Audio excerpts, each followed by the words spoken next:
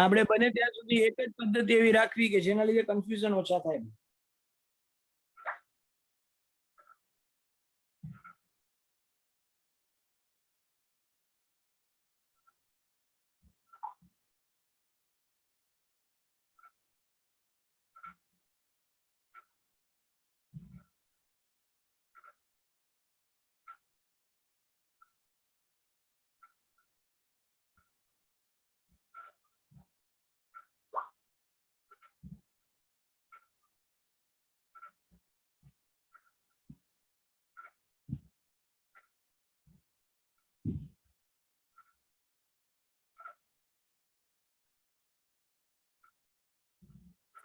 ચાલો બેટા, કેટલા લોકોને જવાબ આવે છે મૂકજો.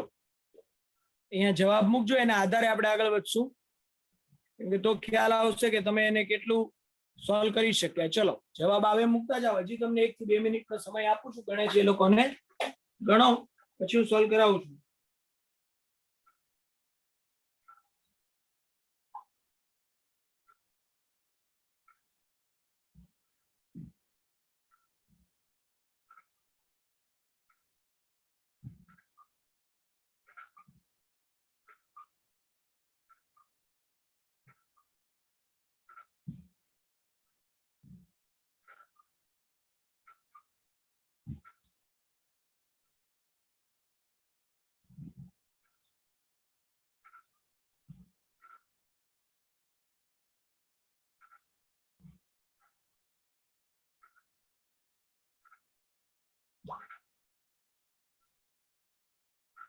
ચાલો બેટા,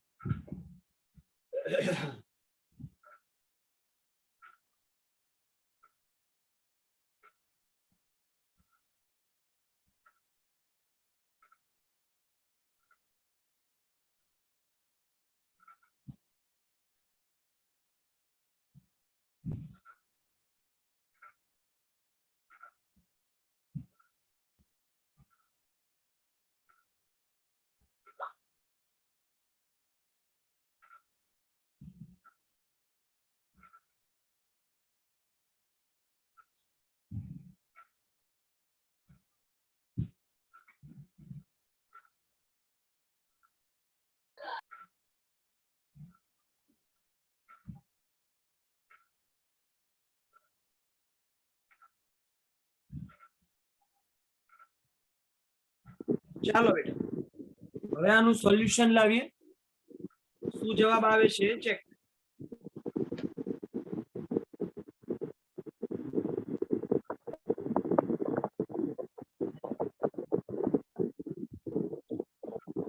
અહીંયા ધ્યાન આપજો. C6H12O6 નો અણુભાર પહેલા તમને ખબર હોવો જોઈએ, જે તમને ખ્યાલ છે 180 ગ્રામ આ ગ્લુકોઝ છે. આના અંદર કાર્બન, હાઇડ્રોજન અને ઓક્સિજન છે. અને એમાં જો પ્રોટોન, ઇલેક્ટ્રોન, ન્યુટ્રોન ની વાત કરીએ એ તમને ખબર છે.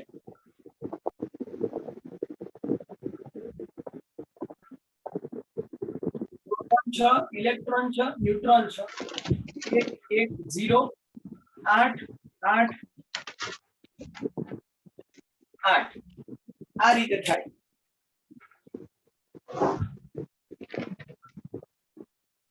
હવે આને આપણે ધ્યાનમાં રાખીને ગણતરી કરીશું.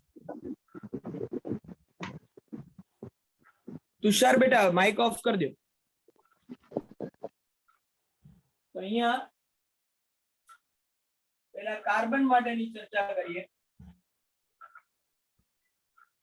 પ્રોટોનની સંખ્યા, ઇલેક્ટ્રોનની સંખ્યા અને ન્યુટ્રોનની સંખ્યા. કાર્બન માટે પ્રોટોનની સંખ્યા 6. એવા કાર્બન કેટલા છે બેટા? 6 છે. આપેલ ભાર 30, અણુ ભાર 180. ઇલેક્ટ્રોન ની વાત કરું તો ઇલેક્ટ્રોન પણ 6. અહીંયા કાર્બન કેટલા છે? 6 30 180. ન્યુટ્રોન ની વાત કરું તો 6. એવા કાર્બન કેટલા છે? 6 30 180. માટે આનો જે જવાબ તમે લાવો એ તમારા માટે અહીંયા અગત્યનો છે 6 Na 6 Na કેમ કે 1 6 કેન્સલ થઈ જવાનું 6 Na એટલે જો હું કાર્બન ની વાત કરું તો મને કાર્બન ના પ્રોટોન ઇલેક્ટ્રોન ને ન્યુટ્રોન મળી ગયા હું કાર્બન ની વાત કરું તો મને કાર્બન ના પ્રોટોન ઇલેક્ટ્રોન ને ન્યુટ્રોન મળી ગયા હવે હાઇડ્રોજન ની વાત કરું તો હાઇડ્રોજન માં એક પ્રોટોન એવા 12 હાઇડ્રોજન એક ઇલેક્ટ્રોન એવા 12 હાઇડ્રોજન અને 0 ન્યુટ્રોન એટલે તો 0 થઈ જશે તો અહીંયા હું આને જ્યારે સોલ્વ કરીશ ત્યારે બેટા જો તો 2Na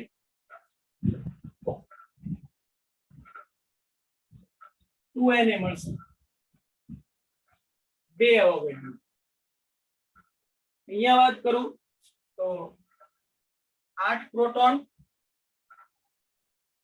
એવા 6 ઓક્સિજન પરમાણુના નંગ 12 ભાગે અણુ ભાગ બધે સેમ જ આવશે બધું 8 8 8 જ છે આમાં ઘણી બધી પદ્ધતિ છે ઘણા પાસે આનાથી ટૂંકી રીતે સોલ્વ કરતા હશે પણ આપણા એકવાર આન્સર વેરીફાઈ થયેલો હોવો જોઈએ અહીંયા 8Na 8Na 8Na આના પરિણામે ટોટલ પ્રોટોનની સંખ્યા 16Na પ્રોટોનની સંખ્યા 16Na સોરી ઇલેક્ટ્રોનની સંખ્યા 16Na ન્યુટ્રોનની સંખ્યા 14Na જો તો આવું મળે છે આ તમારો કોન્સેપ્ટ કોઈ વાર તમને કુલ કણની સંખ્યા પૂછે કુલ કણ તો આ ત્રણેયનો સરવાળો કરી દેવાનો 46 Na કોઈ વાર ખાલી પ્રોટોન ઇલેક્ટ્રોન પ્રોટોન ન્યુટ્રોન પૂછે તો એ રીતે કરવાનું ચાલો આટલું ક્લિયર થતું હોય તો પહેલા જણાવો આમાં કોઈને કોઈ ડાઉટ રહેતો હોય તો કયો એટલે ખ્યાલ આવે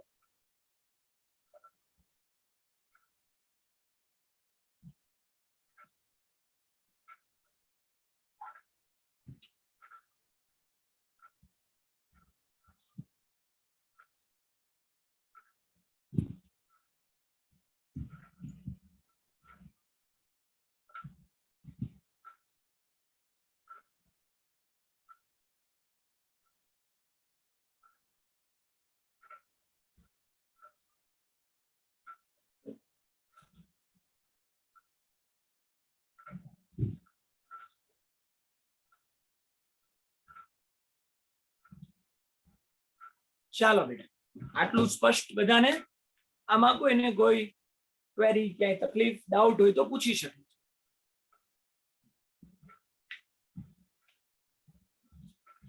હવે આમાં 2-4 પ્રશ્નો આપું છું સોલ્વ કરજો પ્રશ્નો લખી લેજો પેલા અગત્યના છે એના ઉપર એના આધારે ચર્ચા થવાની છે લખી દેજો પ્રશ્ન નંબર 1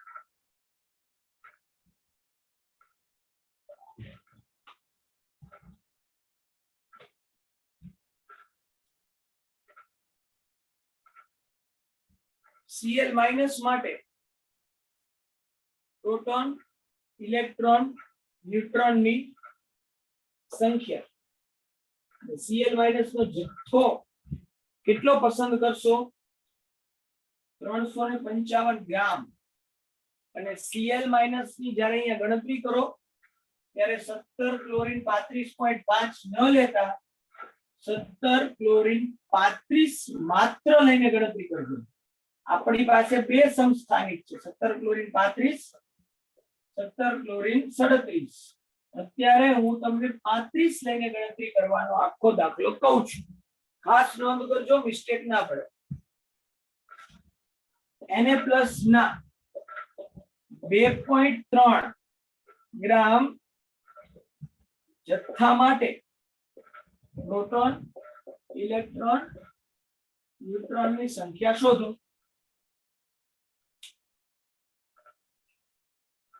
NO3-1 માટે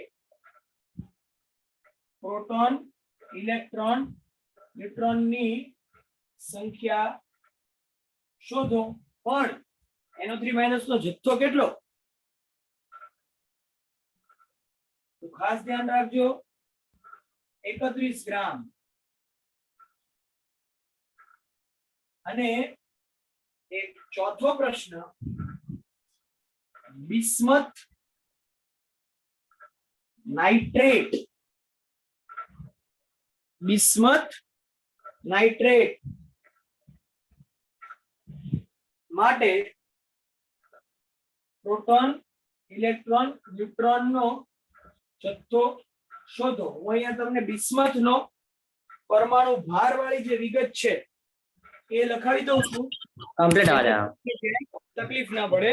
બિસ્મથ ના પરમાણુ ભારની જે વિગત છે, બંધ રાખો બેટા.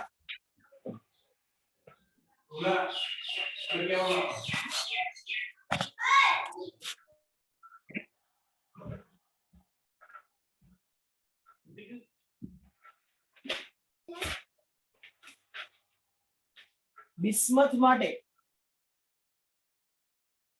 લખી કાઢજો 83,209 82,209. આ ZX એ લખાયું મેં તમને બિસ્મથ માટેનું. ચાલો આ ચાર પ્રશ્નો પહેલા લખી લ્યો. આ ચાર પ્રશ્નો પહેલા લખી લ્યો.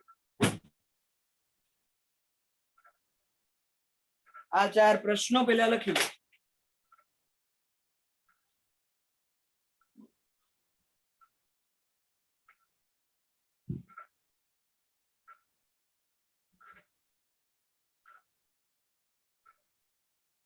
सर હા, આ ચોથા દાખલામાં કેટલો જથ્થો?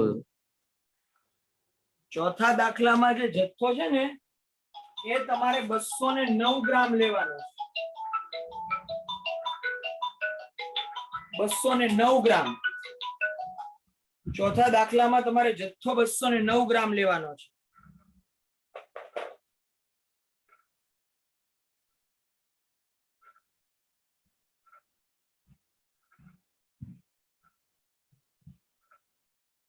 લખી દીધો ચોથા દાખલામાં જથ્થો?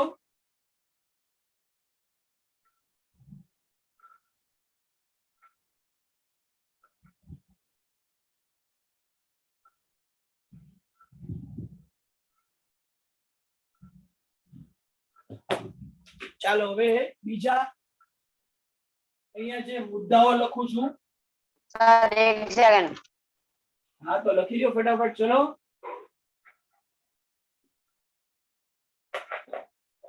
એ લખી લો એટલે આગળ વધીએ બેટા.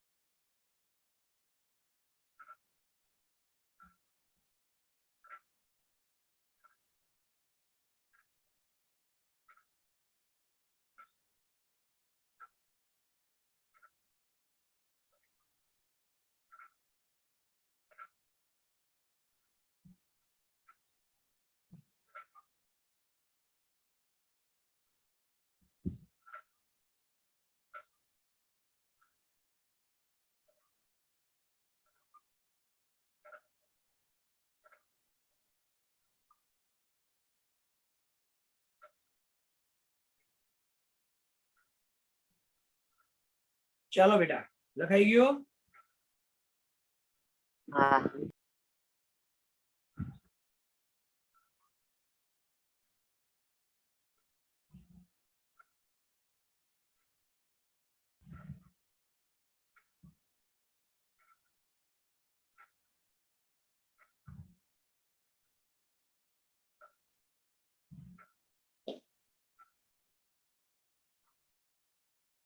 બીજા બે પ્રશ્ન અહીંયા ઉમેરું છું, ઉમેરજો ખાસ.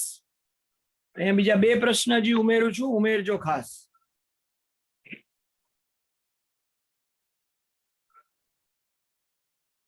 H2O અને H2O2 ના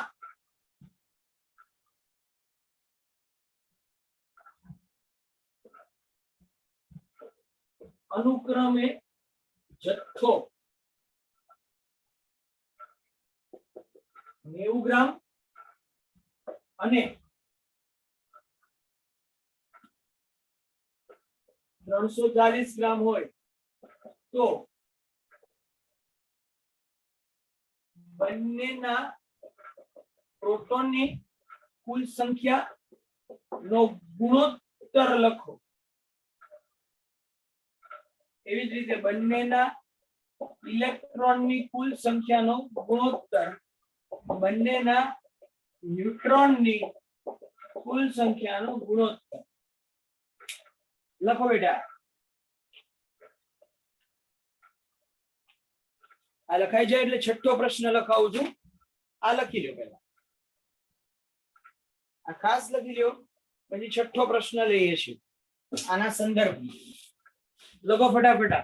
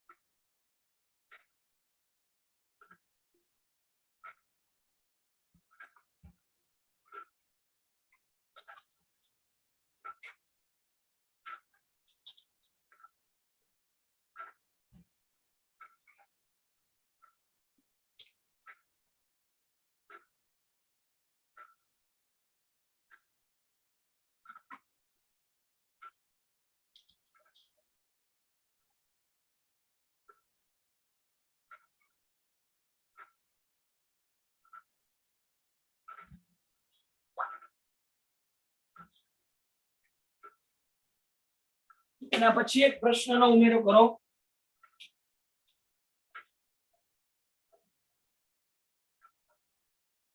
જો 50%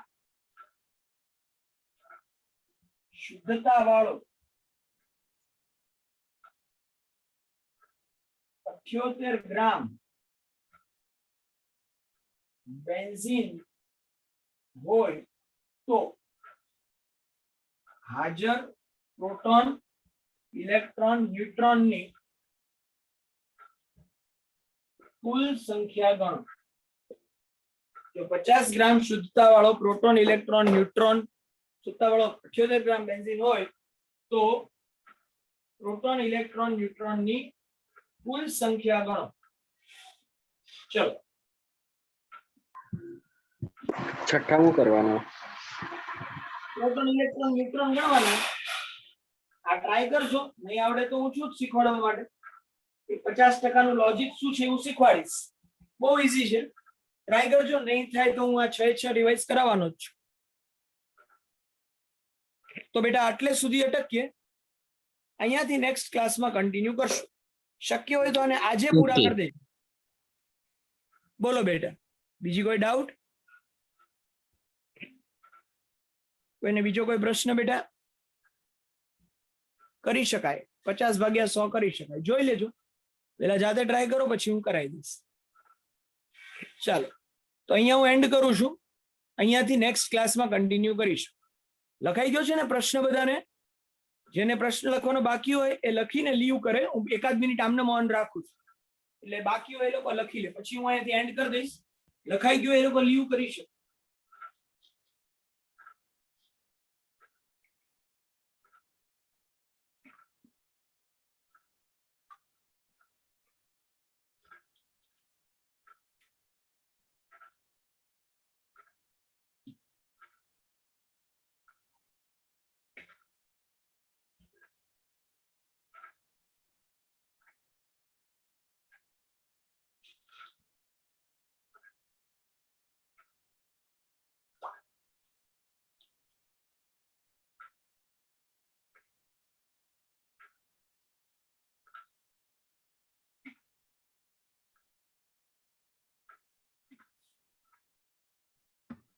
સર હા સર આ છઠ્ઠામાં જથ્થો કેટલો લેવાનો?